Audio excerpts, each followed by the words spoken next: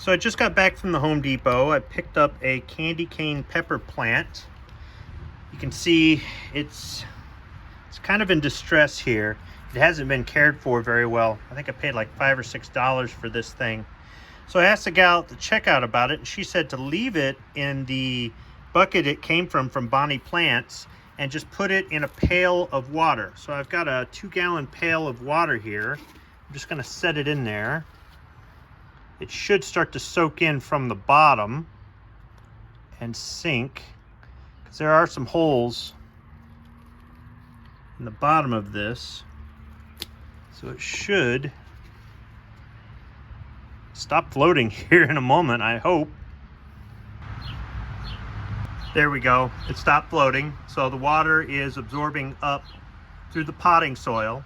I'm going to check on this in a day or two and see if it looks any better. I'm going to leave it underneath the awning, and hopefully it should be well protected from the elements, but still get enough sunlight that it recovers.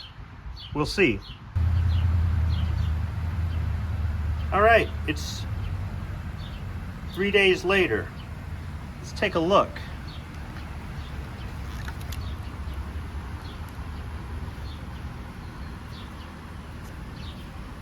I'd say the plant looks much better.